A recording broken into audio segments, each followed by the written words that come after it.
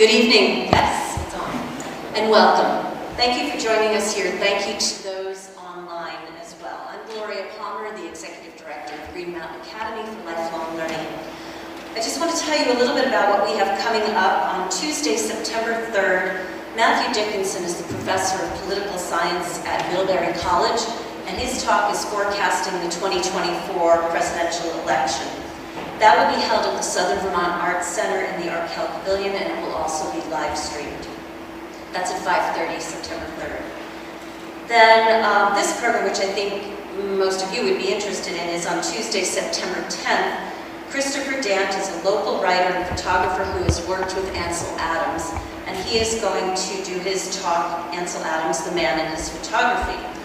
It will be a personal and in-depth look into America's most celebrated photographer and environmentalist, a man who became a national institution through his stunning, iconic images of the great American wilderness. That is at Tuesday, September 10th at 5:30 in the Art Center's Yester House. I'd like to thank GNAT-TV for being here to videotape this program and run the live stream feature, and I'd like to thank the Manchester Community Library for welcoming us here in this space. Please silence your cell phones, and during Q&A we will have a microphone passed, so if you have a question, please raise your hand and wait for the mic to come to you. And for those online, you can type your question in the chat box, and Liz will monitor those. Our guest is the director of Vermont State Parks. Growing up in Maine at the foothills of the White Mountains, he studied at the University of Maine, where he earned a BS in forestry and recreation. He worked in parks in Connecticut, Vermont, and West Africa. In 1993, he moved to Vermont and worked as a seasonal park manager at the Little River State Park in Waterbury. He has served in various roles with Vermont Forests, Parks, and Recreation, as well as at Jake Peak Resort and the Shelburne Museum. He lives in Wethersfield with his wife, 2 daughters, and various animals. Please give a warm welcome to Nate McKeen.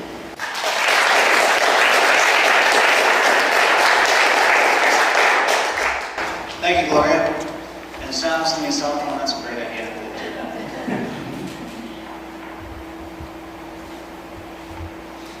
There we go. It's really very nice to see you all here tonight, and I am very grateful that you came out to learn a little more about your state parks here in Vermont.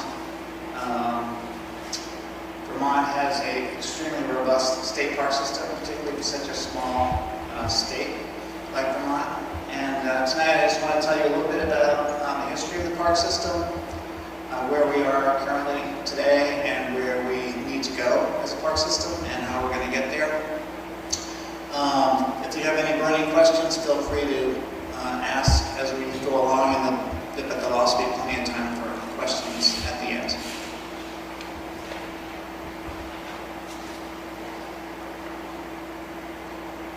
I'm also hoping to get a little feedback from you at the end on a couple things. But anyway, let's get started. So, Vermont State Parks, we are part of the Department of Forest, Parks, and Recreation, which is housed within the Agency of Natural Resources of the state of Vermont. In the State Parks Division, we are nested in Forest, Parks, and Recreation. And our mission is to conserve and interpret on behalf of the people of Vermont the natural, cultural, historic, and scenic heritage, and while doing so to provide appropriate recreational opportunities and economic benefit. So basically we want to open up state parks as much as we possibly can and make sure people can enjoy them, while we're also conserving them and protecting them in perpetuity.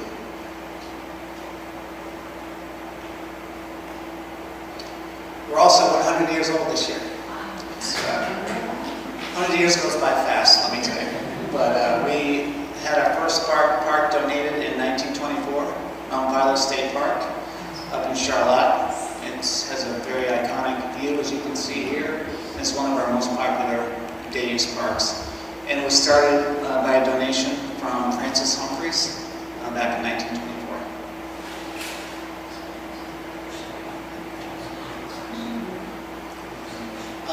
We're going to talk a little bit about the history of us from 1924 to where we are today. We've grown to 55 state parks, spread around to most every corner of the state. There's nowhere in Vermont where you're more than a half an hour drive from the state park, and most of the parks are much closer to you than that. We have 39 campgrounds, 2,200 plus campsites, cabins, beaches, cottages. We average just over 100, we average over about 1.1 million visitors per year, and we're quite conservative regarding how we count visitation. We count visitation from May to October. Only those folks who come through the gate and register as a visitor. Many thousands of people use the parks in the off-season, and also the trails and other areas of state parks where there is no entrance fee or place to register. Again, for such a small state, we have a lot of infrastructure, and we have, within state government, we have more buildings than any other department in state government. And we're kind of equal to the 5th largest municipality in the state. And I bring that up only to so folks have an idea of the scale and scope of the infrastructure that we have here in Vermont State Parks, and what it takes to fund that infrastructure and keep it running. As most of you probably know, tourism is a huge economic driver for Vermont, and outdoor recreation is the anchor for that tourism. And we feel in state parks that we're the anchor of outdoor recreation within Vermont. And Vermont is second to only Hawaii in terms of the proportion of GDP that comes from outdoor recreation. So outdoor recreation is critically important to the state. Right now, the GDP from outdoor recreation is 4.61%.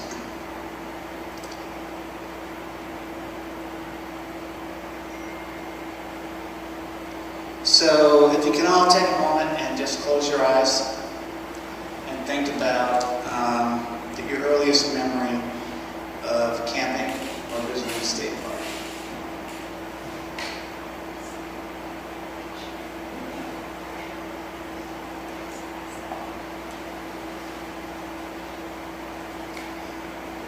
What are some of the things that come to mind?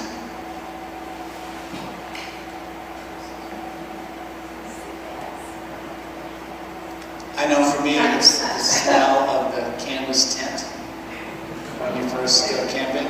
For me, it was a while ago, and the dampness and the joy of being in that canvas tent. Campfires. The campfire, certainly. Swimming. Swimming. Hiking. Bugs. Insects, yep. Bears. Bears.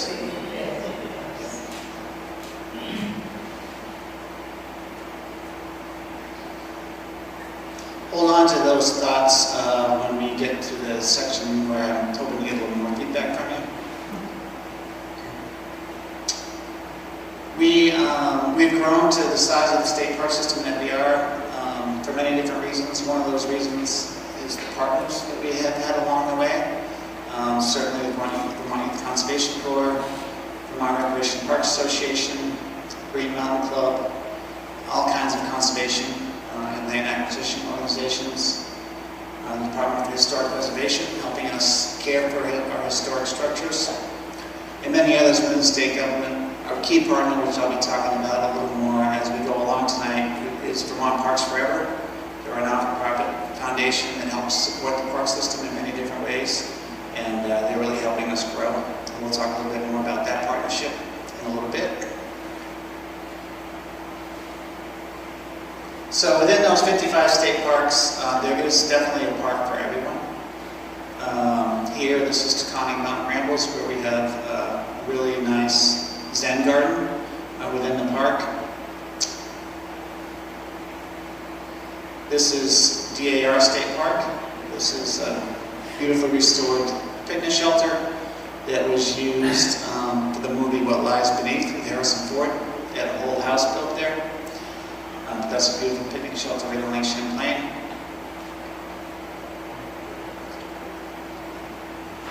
miles of shoreline within the state park system, many mountaintops, and I've had the privilege of visiting every state park many times during the course of my career. And without fail, whenever I go to a state park that I haven't been to in a while, the first thing that comes to my mind is, ooh, I've got to bring the kids here, I've got to bring the family here. Because everyone is so unique, has its own historic story, infrastructure, and real beautiful natural assets, whether it's hiking or swimming, and many other different recreational opportunities you can take advantage of.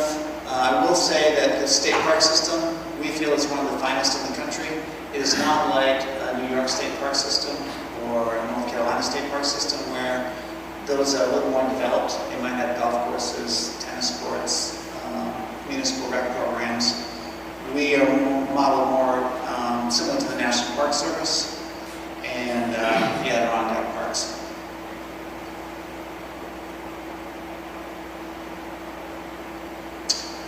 One of our top priorities is getting people out in the parks. And if you live in Vermont, there are many ways that you can visit the park very affordably.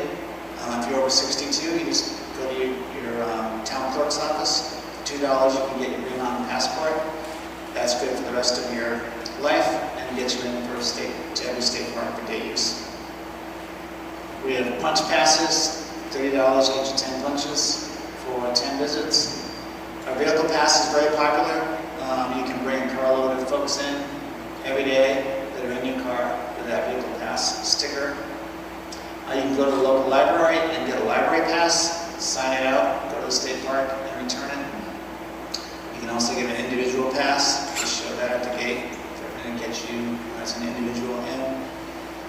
We have the park prescription program where you can go to your doctor and they can prescribe a prescription which gets you into the state parks at no cost.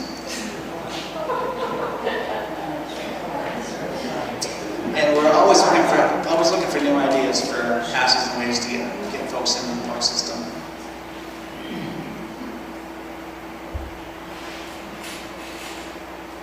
So right now I'm going to talk a little bit about going from 1924 to where we are now. The Civilian Conservation Corps was pretty much the foundation of the Vermont State Park System. I'll talk a little bit about that. And they developed 17 parks back in the 30s, including Mount Philo. Then in the late 50s and through the 60s and early 70s, there was the Beckoning Country, Mission 66 they called it. It was a big push around the country to get folks out into the parks. It was a push by the Park Service and also by the folks here in Vermont. And in 1958, the legislature appropriated $1 million every 2 years to go strictly into developing parks. So the 30s was the beginning of the park system. The 50s, 60s, and 70s kind of built out the middle. And then in the 80s and 90s, it was a lot more about the infrastructure and the ADA requirements that were developed from the ADA Act in the 90s and Public Drinking Water Acts in the 90s. And then in the 90s, there was a more focus also on acquisition, less on new infrastructure. And then in 1999 and 2000, we received a good chunk of funding from a Recovery Act when the economy was taking a downturn. And we put a lot of, really kind of built our infrastructure program where we were able to start funding infrastructure rehabilitation on a regular basis, and that still continues today. And right now we are focused a lot on water, managing water from flooding and runoff, and keeping the silt from the lakes and streams, and also protecting our park infrastructure. So like I said, the Civilian Conservation Corps, they developed 17 parks here in the state, and Vermont took grand advantage of that whole work program. CCC, where a lot of parks were built. We had more camps per capita and more workers per capita than anyone else in the country. And the CCC, they did a lot of tree planting, tree cutting, pruning, harvesting on state land. Fire control projects, building the fire towers that are still used today for recreation. And they developed many ski areas, camping areas, picnic areas, and beaches. And it really is quite a fascinating history when you learn about the CCC and what they did nationwide, but also here in Vermont. We owe a tremendous amount to them. There's some really good books written on what they accomplished and the benefits of that program. And incidentally, the CCC is 90 years old this year. So we're over 100. The CCC is 90. So they have an anniversary. This is Wilga State Park, one of our only state parks right on the Connecticut River. And this was a building built by the Civilian Conservation Corps. And this building is still used today for programming, park office, park housing. And it's interesting what's changed over the years because it's all wooded. And on the right there is the Connecticut River. But you have to walk down to the river to get a nice view of it. But this is a beautiful, beautiful, intact piece of infrastructure that's still used today from the CCC. Townsend State Park in Townsend. This is a similar building, and this is also used today just as you see it. Townsend was our second state park after Mount Philo in 1927, and Thetford, and then Alice State Park. But if you want to see CCC infrastructure that's really well preserved and in use today, Townsend is a great place to go.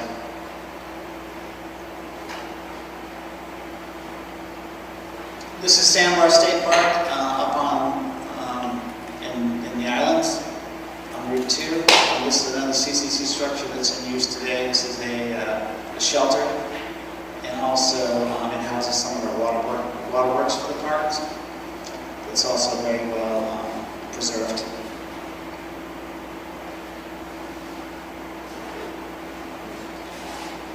This is Elmore State Park. This is another CCC structure, and this beach house is very much identical to what was there built by the CCC. It's been restored, rebuilt. It wasn't torn down or anything, it was just restored, and it's another great example of CCC infrastructure that's really important to the park today, and preserves some of the work that the CCC did. Elmore State Park, has anybody ever been to Elmore? For me, I think Elmore is a great sort of microcosm of the park system. There's this historic structure that's beautiful, very well used, still fits right into the park. The campground is amazing. It has a beach. It's close to town. It's the community park. We have a great partnership with the community and also the local businesses there. We sell sandwiches in the concession stand. And you can hike up to the fire tower. It's about a 1.5-mile hike. Beautiful view from the fire tower, built by the CCC. And there's really nothing like being at Elmore or any of our campgrounds on a Friday night this time of year.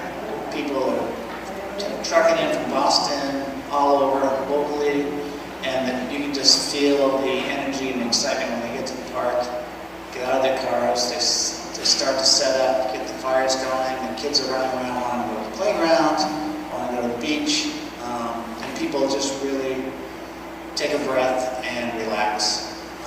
And it's amazing what being outdoors in the park can do for your mental wellness and the community. One of the most beautiful things I think about state parks is the community that's built within them. You know, when we're driving through town, or we're going by people we don't know, or we're busy at work, or stressed at home for some reason, I think we forget the humanity between one another, and that really comes out in the park, particularly when you set up next to somebody who you met last year, or you both come into the same park, or generations, or that same week, year after year, and it's like seeing an old friend. Or you may be setting up your little tent, and next door to you is a big big, huge motorhome, very expensive, and it really breaks down, I think, the barrier between folks when they're in the park camping side by side in the open air. I really feel that when I'm in the park, and I hear about that from visitors and also from staff.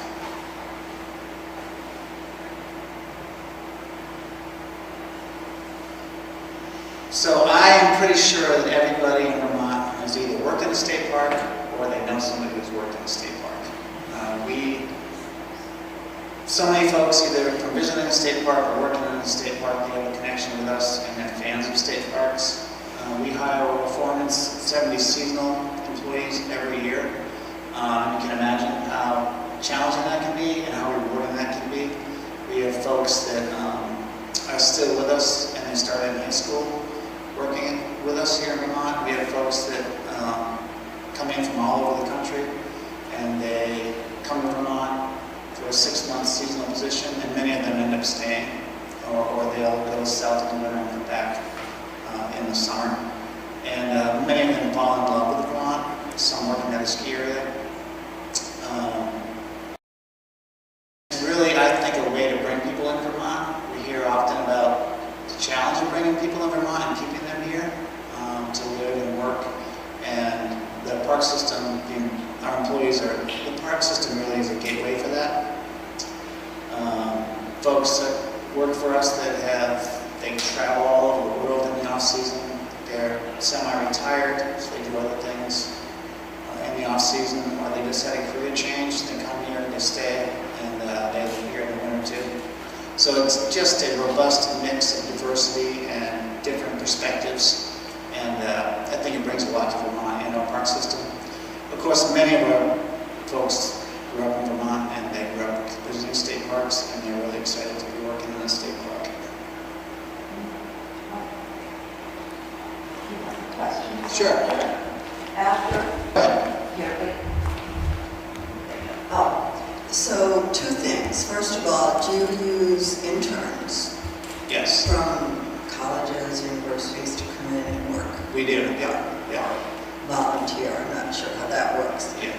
And then I saw a reference to the Youth Conservation Corps, and so is that something that's still ongoing? Yeah. And how does that work? Yep. Vermont Youth Conservation Corps, they began as a part of the Department of Forest Parks and Recreation. 10 years ago, they kind of broke out on their own and became a not-for-profit, and just remarkably successful now in what they've achieved. If you go by their offices in Richmond, you can see the models barns that they're restoring, and they bring people in from all over the country. And also Vermonters, they're a great workforce development organization. So their mission is tied closely with ours, and they do a lot of work for us on state land, and while also teaching work skills and life skills to the folks that are working with them. So they're a huge partner of ours.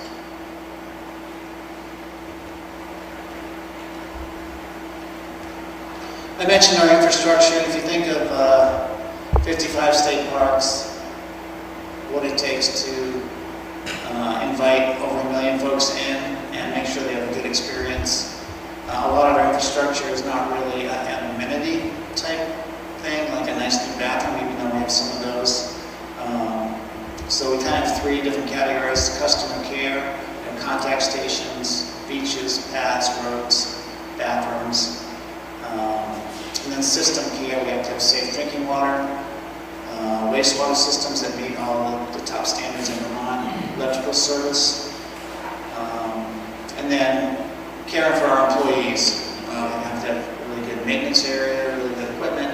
We have housing for a lot of our employees, which is, we don't have enough, but what we do have is well used and really appreciated.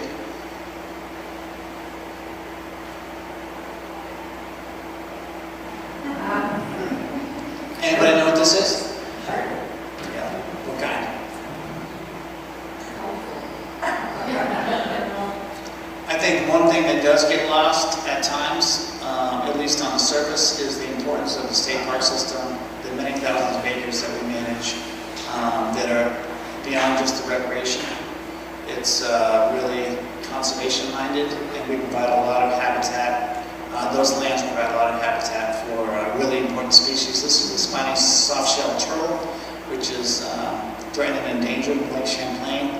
And at North Hero State Park, it's one of their main nesting areas. So most of that beach has been given over to the spiny soft-shelled turtle. But it's quite an event every spring when they release the turtles hatch, and they help them get to the safely to the shore. And as I mentioned, habitat.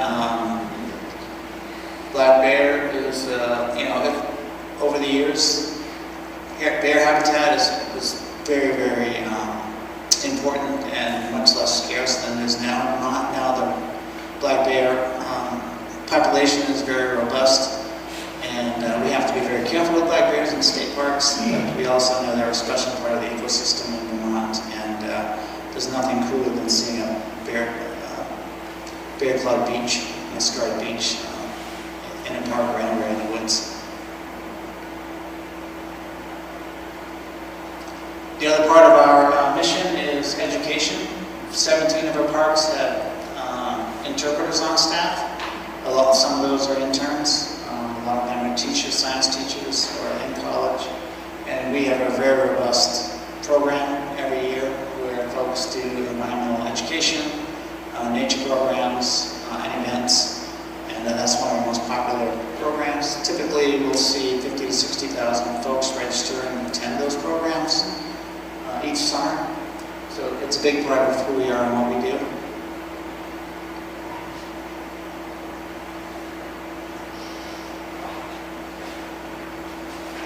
And of course, our biggest goal and mission is to get kids outside in the parks. Get them out, just outside. The best place to do that in a lot of places is in the state park. All the research tells us how important it is to get kids outside, to get families outside. We relate better to each other, we relax, our attention spans grow when we're walking, being outside, and we all kind of get along better. So that's one thing that we work on a lot, and interestingly, what I hear often is that if I ask somebody when they last went to a state park or where they used to go, they often say, oh, when the kids were young, we went here, here, here. And then some of the folks just, for whatever reason, get out of the routine of going to a state park. So we don't just encourage kids to go to the state park. We want every generation to rediscover the park. And that's one reason why I was having you think about what it was like the first time you went to a state park.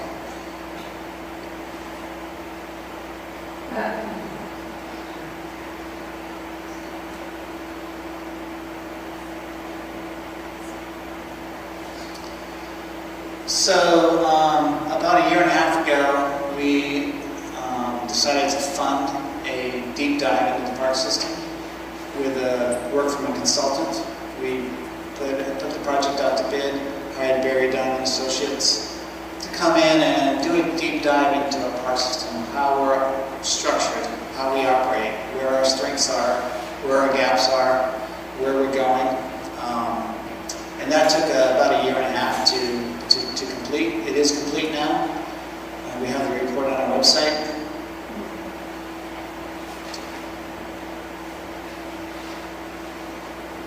So they examined our operating model. It was quite a robust team of them that came in and from different expertise, and took a look, did a lot of interviewing. We wanted them to evaluate how efficient we are with our operations, establish some standards for what we need for minimum operation standards in a park, identify things that we're not thinking of or aware of, what they've seen in other states that might be something we can use, and with the main goal of taking care of what we have and getting more people and a broader audience into the state park system.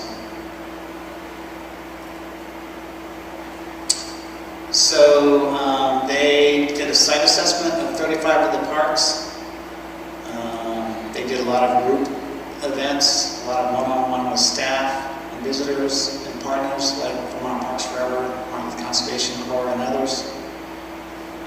Talked with current and previous political appointees, commissioners, and the Secretary of the agency. We did an online engagement process with them. We had over 4,000 people engagement, and a number of folks responded and turned in the surveys.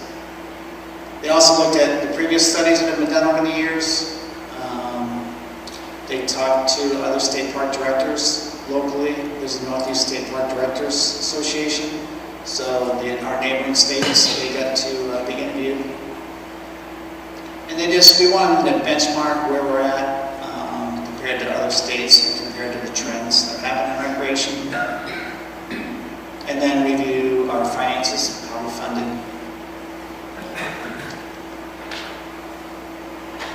So they identified 4 critical areas that we're challenged with. Accessibility and inclusivity, making sure we're attracting a broader audience of all ages and from all backgrounds. Climate resilience, we all know what's been happening in Vermont with the flooding, with water quality, other things that are on the horizon. Things are changing, and how we set up to be able to withstand that and be resilient and build and plan so we're in a better position when it does flood or the temperatures have changed. Staffing, I mentioned our staffing, 470 employees, about 70% of them return year over year, so it's about 30% turnover. That's quite a bit of training, hiring and recruiting, and just a lot of robust work to support that big workforce. And we have 47 full-time year-round staff, which that's less than 1 staff person per park. And a lot of our staff is focused on projects and maintenance and on the infrastructure. So it's a big challenge for us, our full-time staff. And then funding is another one. I'll get into that a little bit. So they're helping us, kind of build a plan to adapt to climate change, do our part to make sure we're not making it worse. We're trying to be more efficient with the equipment and our heating and cooling and our vehicles. And then really invest in infrastructure upgrades for the roads, trails, protecting the shoreline, to become resilient. We want to reduce our carbon footprint. And we really hope to be investing heavily soon in electric vehicles and charging stations, and making sure we're transitioning to heat pumps for heating and cooling.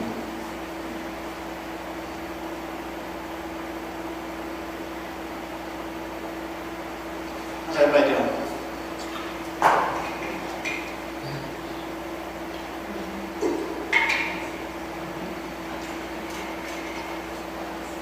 Anybody been to Emerald Lake State Park? How about Shasbury? Down the road, Shasbury. Great.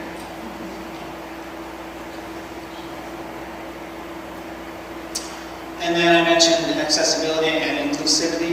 We, outdoor recreation in general has traditionally attracted a certain segment of the population. And we want to broaden that as much as we can, making sure that the parks are accessible and welcoming. And I mentioned the ADA Compliance Act that was back in the 90s. And back in the 90s and 2000s, we tried pretty hard to meet ADA standards. A lot of the work was done in-house, and some of it was pretty good, some of it was not so good. It was done in a hurry. So just in terms of ADA, we have quite a ways to go, but we're ready, we're poised to do it in terms of making sure the entire park is ADA accessible for all mobilities. And then beyond that, the folks who didn't have state parks in their normal day-to-day lives when they were growing up, either didn't have the transportation transportation or the mindset in the household or too many other things to do. And we are working with Vermont Parks Forever. I'll talk a little bit more about them to make sure, and working within state government to make sure we are doing all we can to welcome a broad audience, including staying affordable.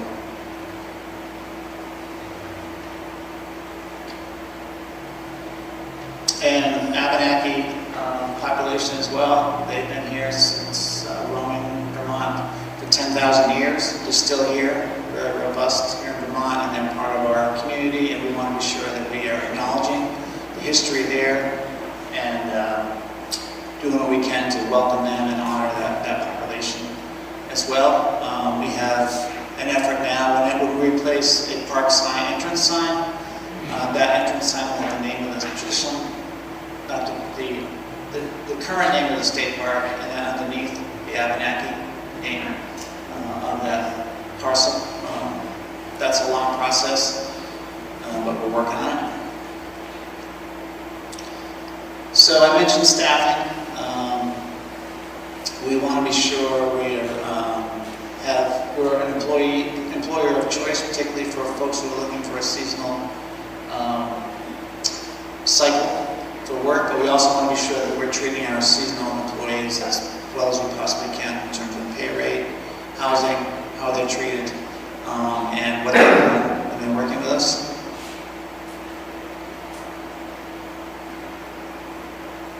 And I will say that most of us on our management team, on the leadership team within state parks, we all started out as seasonal employees. And that seasonal workforce, that's a great feeder program for state government in general. And many folks come from out of state and end up getting a full-time job here in Vermont. Funding is interesting, very interesting. Vermont, we bring in, through our fee program, about 75% of our operating budget. So those fees that are paid at the park entrance for camping, day use, those go directly back into the Park Special Fund, and that's what we build our operating budget from. Another 15%, 20% comes from ski area lease dollars. There are 7 ski areas that operate partially on state forest land. There's legislation way back 40, 50 years ago that stipulated that a percentage of the lift sales would go to supporting the state park system in Vermont. So we get about a little less than 20% of our operating budget from places like Okemo and Killington and Jay Peak. So we're always hoping for a really robust winter. That's changing too, so that could impact our funding consistency. And then we have been getting a little less than 5% general fund tax dollars. So ideally we'd like a bigger share of our operating budget to come from the general fund, but we know within Vermont there's not a huge tax base and there's not a lot of general fund money to go around. So it's a little bit of a placeholder in the general fund. Now that is for our operating budget, and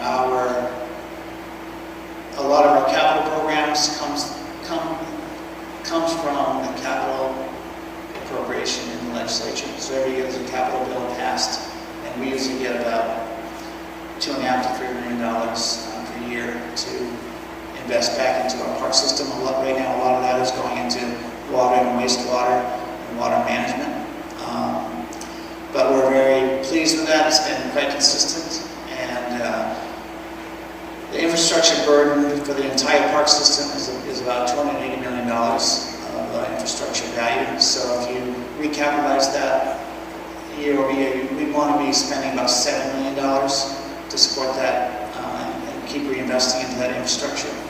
But we're doing pretty good as it is with $3 million and then a little bit of LWCF funding. But the Very Dunn report, they recognize that our funding is not really all that secure. If we have a really rainy summer or a bad winter or an economic downturn and folks aren't coming to the parks as much, then our budget is really going to be up and down and hard to really plan with. So we're looking for new ways to fund the park system.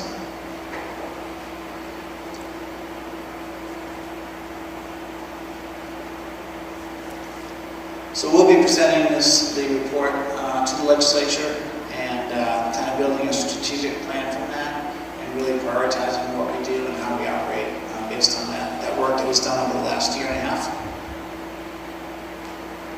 Did I mention we're turning 100?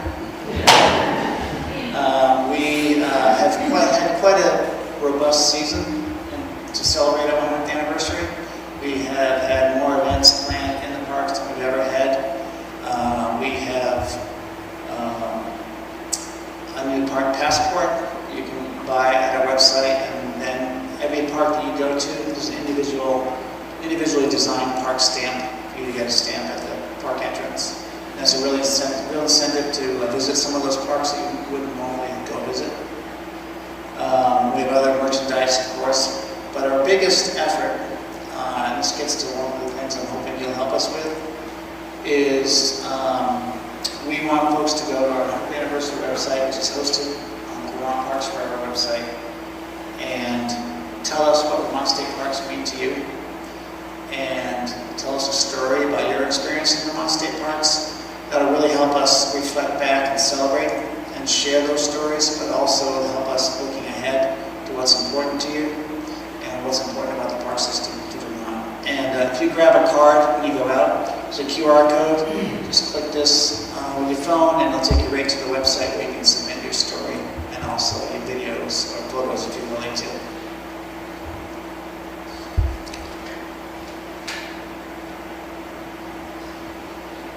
Take a moment and think about a story that you remember from being in the state park. Anyone want to tell me what their favorite state park is? It's Woodford. Woodford. And I'm from New York, so I spent many a summer in Woodford, and it's still always my favorite. Great. Did you know that Woodford has the highest elevation campground in the state? Yep. Was it? You're from New York too? No, he lives here for a while. Oh, okay. Yes? I was at Woodford last weekend. I was at Woodford last weekend. I hadn't been there before, but there were no mosquitoes. And it's true this whole season. It was astonishing. Anyways, it was lovely. It might well be my favorite park, but I haven't been to enough of them yet to really choose. I want to go to all of them, but it was lovely and close by, and the paddling was great. Yeah. Historically, are there mosquitoes there? Honestly, when she said that, I don't remember getting a lot of bug bites or anything. And we went to the same campsite every year that was very close to the lake, and it was great.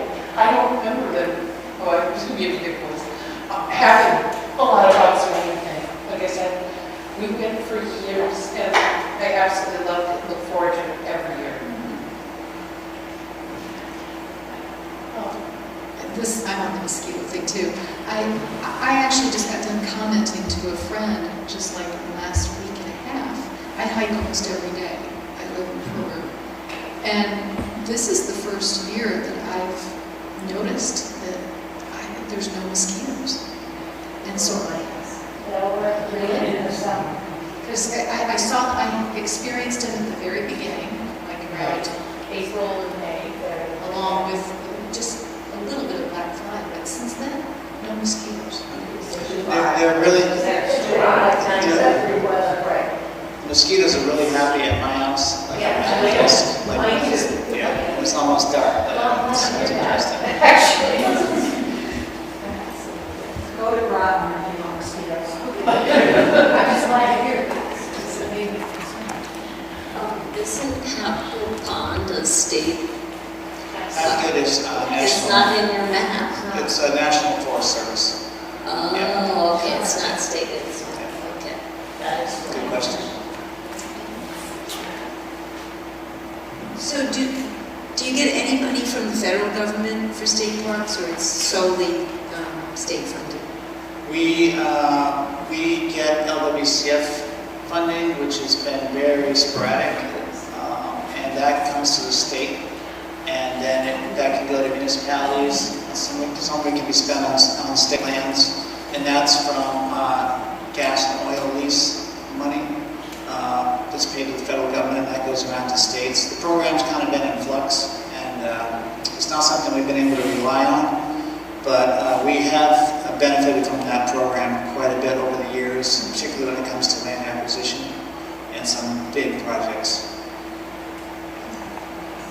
I'm really glad to see on all of your slides the intent to increase the visitation time on your parks. Very frustrating to have them close at Columbus Day and open on middle of May. So go for it. Yeah, thank you for that. So let me talk a little bit about Vermont Parks Forever. Yes, go ahead. I've got a couple things here. So when I was recently employed with a social service agency, I want to comment that one of the things we would do during school vacations or sometime a couple times in the summer, another thing we would do is bring some of the kids to the state park. So it's not just families. Right. Yeah. You know, you might get groups coming in, and that's an important part of being in the community. And the other thing is I've noticed you've had events like poetry readings, or how is that marketed? I mean, how do you reach out? Do you reach out, or how do people reach out to you if they want to hold an event? Yeah, that's a great question. We have quite a robust Facebook page and Instagram page, like a social media presence, and also our newsletter. So one of the action items I'm hoping you'll take from tonight's presentation is to sign up for our newsletter and start to follow us on Instagram if you're on social media. If you're not, that's great too. And we have an email list that we use.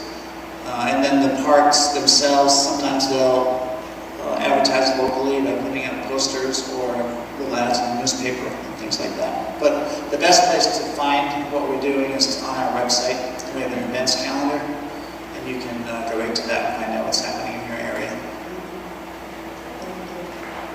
But like you said, groups are a big part of who we are. A lot of the kids' camps come every day to a state park. A lot of groups come to camp too.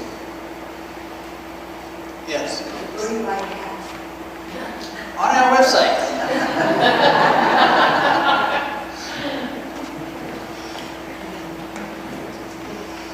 Can you talk a little bit about VSP's activities as they relate to environmental and wildlife studies, populations, habitat, sustainability, that sort of thing?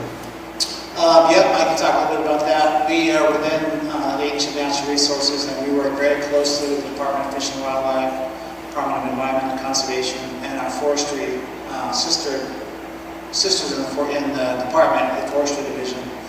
And they really take a more scientific approach to state lands management, and they help us a lot with long range plan. We plan together. Any big projects that we do together, make sure we have a good, cross skill team of folks that will weigh in on how a project or an activity is affecting water quality or habitat, if there's any endangered or anything that's really needs to be protected in an area. So it's more of a team effort. But we are quite careful. We want to be sure we're setting a good example, and we're subject to all the same permitting requirements that any of us as private citizens are, and a little more scrutiny because we are operating in state land. We have an online question. Are there any plans for someone to write a book about the history of the parks? Well, there's a great book that is just out on Mount Philo, the history of Mount Philo State Park. And Judy Chavez, she's a local up there, and she's a historian, and she's done a great job with that book about Mount Philo. There's a couple of really good books on the Civilian Conservation Corps that I mentioned, but there has been no comprehensive book on the state park system. So if any of you are writers, that would be a great project. So 2013, our partner foundation, Vermont Parks Forever, they were formed. And as a not-for-profit, stood up to help support the park system in ways that we could use the most assistance with. It's a very robust partner. They are managed by 10 board members that are from all different parts of the state, and then 3 staff members, part-time staff members, who really are helping lift up the park system more than we were even doing ourselves. We do have a board member here, Max, local guy. And basically they have a membership campaign. They have thousands of donors that donate every year. They have business partnerships, so they'll partner with different businesses to do roundup programs. So if you round up at a store, that can go to the Vermont Parks Forever. They have some different partners up around Wellington, like Skeeta. They've done some really nice apparel for us. And those proceeds go into nature education for the park system, helping us increase awareness and broaden our audience and our visitation to communities where they can provide passes, making it easier for folks to get passes, like folks in the foster care program, or new Americans, or just people that we're having a hard time reaching. And just generally, stewardship of the park system, they're a great partner. And we work very closely with them. They're helping us with our ADA improvements. This year they added 4 beach chairs to help folks get into the water across the beach. 14,000 free passes to different programs, different partners. And like I said, like our park system, their reach is statewide. One of their flagship projects was a new nature center, which was built in the Groton State Forest. We basically tore down one of our most popular nature centers, and we partnered with Vermont Parks Forever through fundraising, and they worked with the Leahy Eco Center in Burlington to help us design the interior. And it's a wonderful nature center. And next up, we're hoping to do a similar project at Button Bay State Park up in Ferrisburg.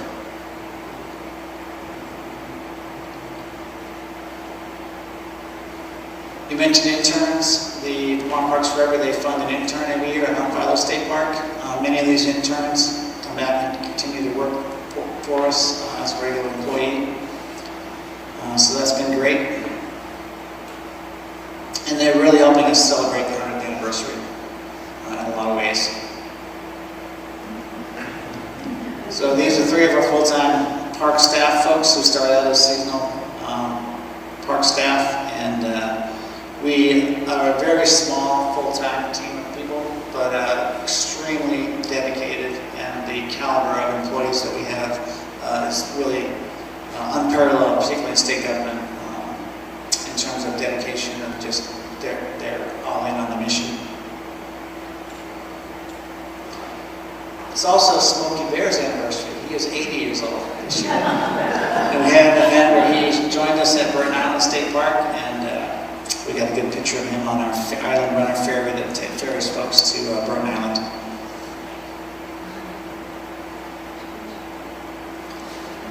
So I think I missed a whole bunch of information and stuff, but in a snapshot, we're trying to capture what I can to make sure that you're learning more about your park system than you knew before.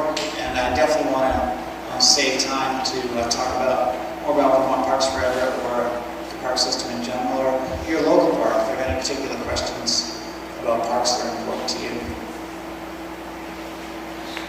I have a question. I would assume that you have a lot of competition from upstate New York parks, New Hampshire, and Maine. All of you in. Come on, you get it. Yeah. So how do you market in other states? Do you advertise in, I mean, how does the park system work, obviously in states? Yeah, that's a great question. We work very closely with the Department of Travel and Tourism. They're a very important partner of ours. Heather Pelham, the Commissioner of Travel and Tourism, I meet with her on a regular basis. And what we do ourselves is through our social media and our newsletter, but also word of mouth is what is really top-notch for us. So many people that come to state parks here in Vermont compare us to the Adirondacks, like New Hampshire or Maine, and really are blown away in a lot of ways, and then come back.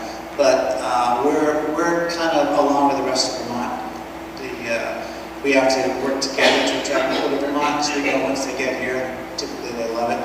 But I think too many people, want to go through Vermont, New Hampshire, and get over to Maine, and then go back down to wherever. But the reality is, with Boston, New York, Albany, Springfield, there's a big population not too far away. So we have about half of our campers come from out of state, a lot of them from Massachusetts, but a lot from Quebec, Montreal.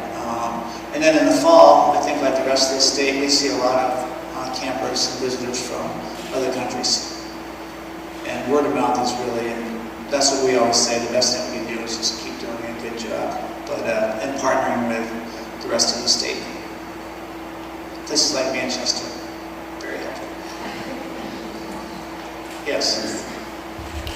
I'm wondering, for parks that are on lakes, for boating, is there an indication somewhere where it says whether there are motorboats allowed or not, or is it just by the individual park? Like if I'm looking up parks to go kayaking, is there, I don't see a way to sort parks by which ones have motor boats on the lakes and which ones don't. Yeah, our website is kind of on life support right now. We're getting a new one hopefully in October, but it's still very helpful, and you can filter on that website. It's doing really well for being on life support. Yeah. So if we have parks listed there for kayaking and different activities that you want to do, and you can look on the Lakes and Ponds website, Department of Environmental Education, Conservation. And they can tell you where the quiet lakes are, so meaning that there's no motorboats allowed. Then there are other bodies of water where there are no wake zones, like Waterbury Reservoir. And a number of the bodies of water, like Lowell Lake, not too far away, are quiet lakes.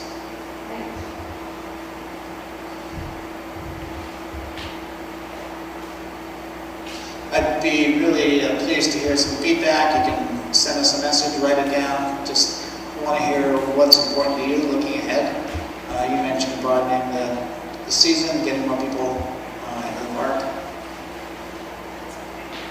Yes? I have a question about Lowell Lake. We just recently purchased it, and you're recently given over to the park department. It was kind of a private lake for a long time. Well, actually in the 80s, the first half of the park went to the department, and then in the 1996, 97, 98, it went to the other half that's now part of the park, went to the park system. And it's been like a long, slow process of managing that area, and it's really, I think, pretty well kept for not a lot of revenue coming in. And It's kind of a nice secret. A nice secret, yes. But it's really popular, and that's another interesting point about managing the park system. Back when we were developing the long-range plan for Lowell Lake, kayaking wasn't really a thing. That we felt there might be a handful of fishermen coming there to launch their boat, but it's just exploded with kayaking and paddleboarding. So we're trying to figure out, how to best manage those people to make sure the experience stays the same there. And I had heard that possibly some of the Boy Scout or cabins were going to be refurbished. Is that just a real bad rumor? That really has not been determined yet. It would take quite a bit of investment. If it does happen, it would be with the goal of making those ADA accessible in the entire park. Just kind of a really solid park for folks with mobility challenges, but it's not going to happen anytime soon.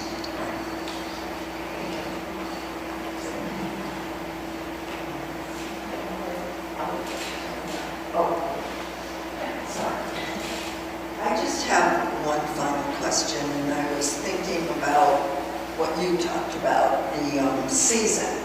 Like, so I'm relatively new to Vermont. So do they close? Is that it? And okay. What about through the winter? Like that whole season until they reopen again? Are there programs? Has there been a needs assessment to identify or track?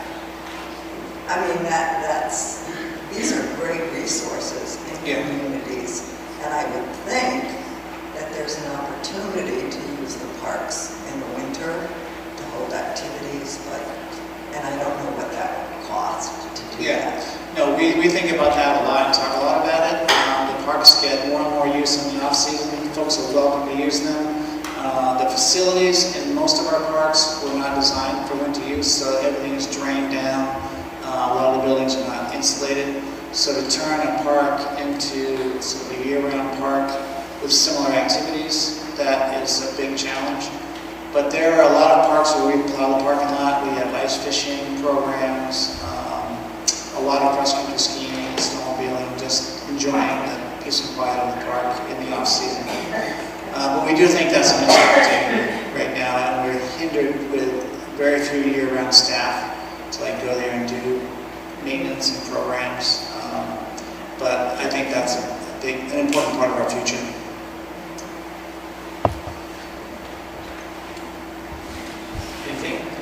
I think I heard you say that the income from the ski areas fluctuates. Maybe you could explain that. I mean, if you have leases, aren't they longer term, or does the money come from ticket sales? Yeah. Why is it moving around? Yeah, it's a little different for each ski area, and it's a really quirky formula. So for most of the ski areas, and there's different lease for each ski area, there is a percentage of the lift tickets sold based on the amount of lifts that resort has on state land. So the accountants figure that out, and it's relatively stable. But if there's a bad winter, rainy winter, and a lot of people are buying tickets, then we're impacted. We're impacted a little bit from the explosion in seasons past sales, and then also if there's less and less snow in warmer winters, then there'll be fewer skiers. But it's a very important part of our operating budget.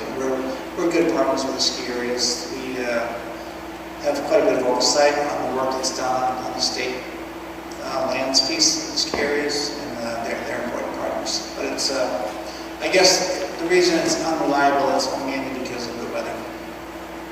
So you think the weather, but I mean, these icon passes and that sort of thing, can you adapt to those kinds of situations where it's not a fixed number of tickets?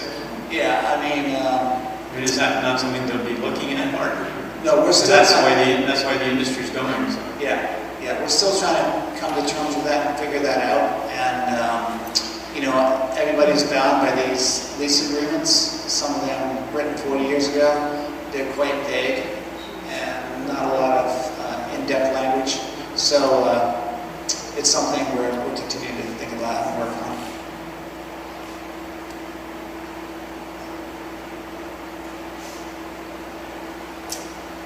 So there's Vermont Parks Forever stickers out there on the table. Hopefully you can take one of these QR codes and go to the website and submit your story, or if nothing else, just read the stories that are there. There's some amazing stories from generations of families that have been coming to the state parks. I started out at Little River State Park in Waterbury in 1993, and some of those families are still going there now. And their grandparents were going there before I was the manager, so it's a pretty special thing and a big part of tradition for a lot of families. So if that's all, I guess we'll end a little bit earlier. Does anybody have any other questions or comments? So I want to thank you all for being here, and I want to thank you, Nate. Sure, thank you. Fabulous presentation.